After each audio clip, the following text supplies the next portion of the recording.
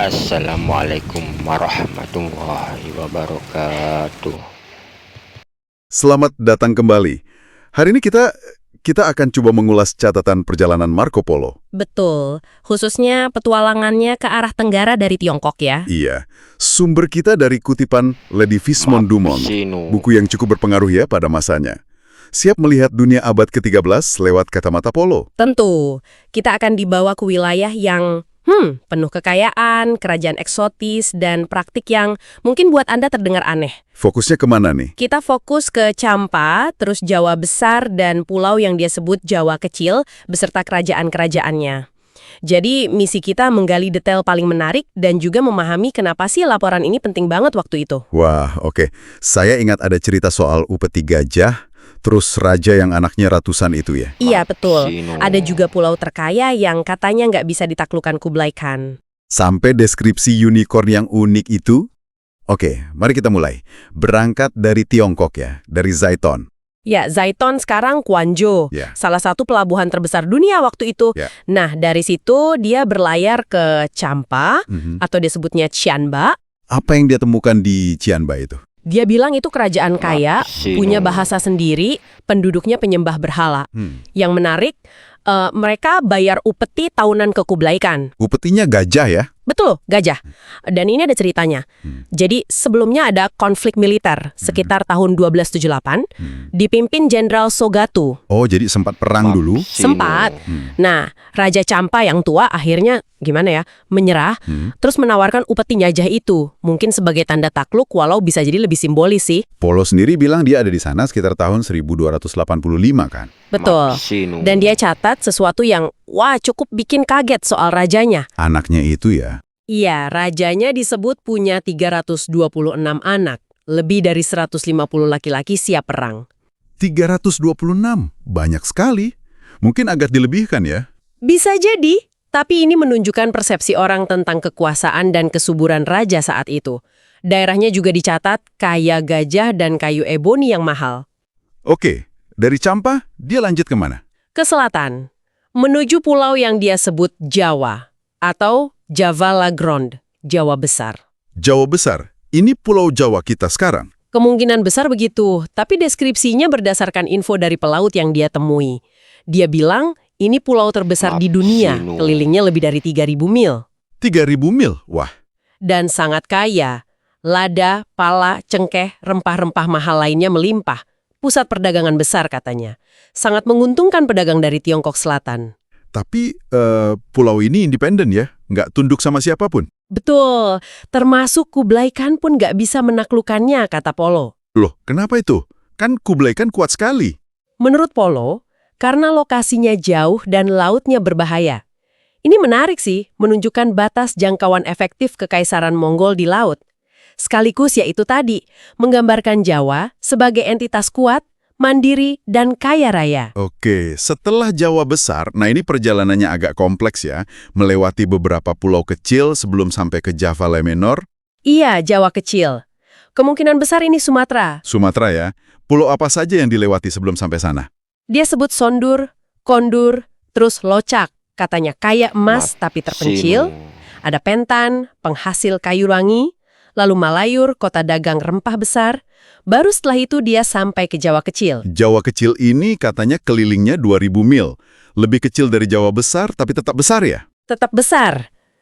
Dan punya 8 kerajaan. Masing-masing ada raja dan bahasa sendiri. Sinu. Lagi-lagi disebut kaya rempah dan harta. Dan ada catatan penting soal astronomi juga kan? Nah, iya. Polo mencatat bintang utara atau Tramontana itu hampir nggak terlihat, samar sekali. Ini bukti geografis kuat kalau dia memang sudah ada di selatan Khatulistiwa. Mari kita lihat beberapa kerajaan di Jawa kecil ini. Ada Verlek misalnya. Katanya ada kontras menarik di sana. Iya, di Verlek. Penduduk kotanya disebut sudah masuk Islam karena pengaruh pedagang Saracen. Saracen itu sebutan Eropa untuk Muslim waktu itu ya? Betul. Ini jadi gambaran awal penyebaran Islam lewat jalur dagang maritim di wilayah ini. Nah, kontrasnya, orang gunungnya digambarkan seperti binatang, kanibal, menyembah apa saja yang pertama dilihat pagi hari. Deskripsi semacam ini sering muncul ya di catatan perjalanan kuno. Lalu ada Basman. Penduduknya juga disebut seperti binatang. Tapi di sini ada deskripsi unicorn itu. Gimana detailnya? Nah, ini dia. Dia deskripsikan berbulu seperti kerbau, kakinya seperti gajah, punya satu tanduk hitam besar di dahi. Satu tanduk hitam. Iya, lidahnya berduri, katanya buat menyerang, kepala mirip babi hutan, suka lumpur. Deskripsi ini kan kalau kita pikir sangat cocok dengan badak Sumatera. Ah iya ya, jadi unicorn versi polo tuh badak sebenarnya.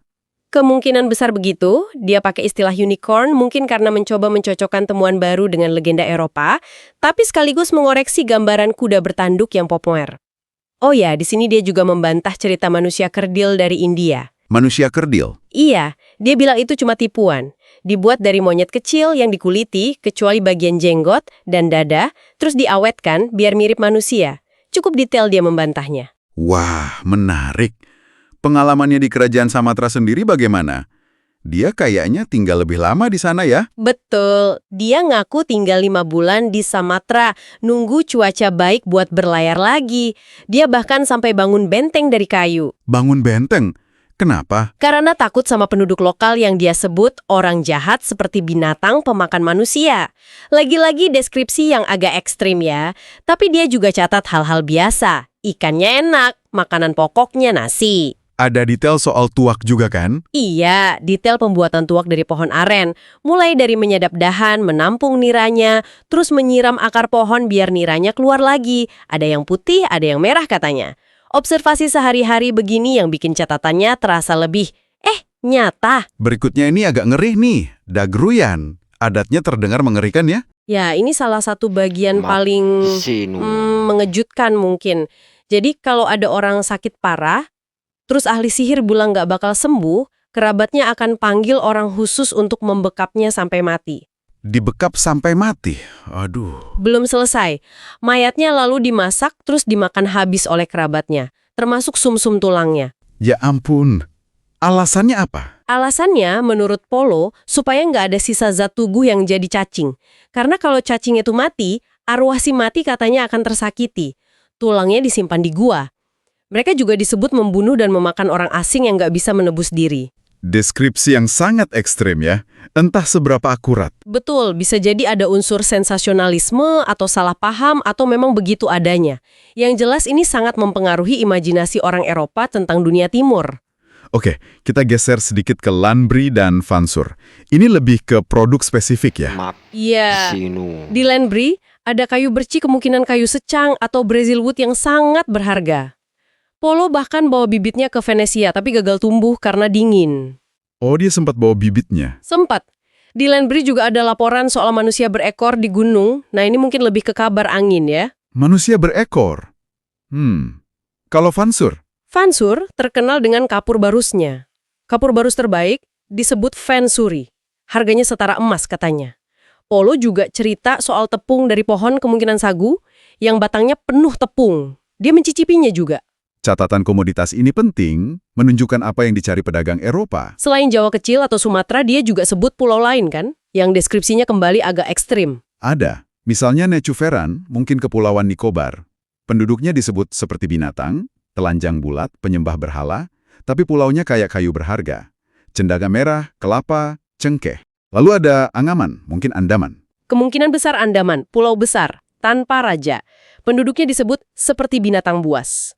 Nah, deskripsinya ini lebih fantastis lagi. Manusia berkepala, bergigi, dan bermata seperti anjing mastif besar. Seperti anjing? Wah. Iya, dan kanibal kejam, makan orang asing. Tapi, anehnya pulau ini pun dicatat kaya rempah. Makanannya nasi, susu, daging, buah-buahan. Deskripsi fantastis ini bisa jadi campuran antara kenyataan, mungkin isolasi dan permusuhan suku tertentu dengan legenda yang beredar di kalangan pelaut. Sungguh perjalanan yang luar biasa ya, penuh kontras. Kekayaan alam yang melimpah, tapi deskripsi penduduknya kadang terdengar, ya mengerikan atau fantastis. Cepat sekali.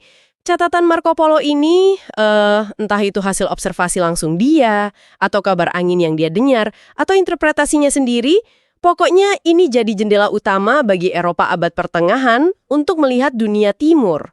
Dunia yang eksotis, kaya raya, tapi juga dianggap berbahaya dan aneh.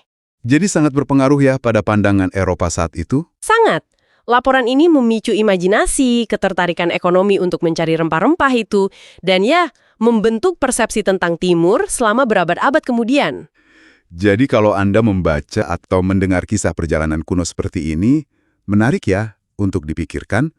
Bagaimana sih cara seorang penjelajah abad ke-13 memahami dan menjelaskan dunia yang begitu berbeda dari dunianya sendiri? Dan bagaimana cerita-cerita ini, yang mungkin campuran fakta dan kabar angin, atau bahkan fiksi, akhirnya membentuk cara kita memandang sejarah dan budaya lain. Sesuatu untuk kita renungkan bersama. Sampai jumpa di pembahasan berikutnya.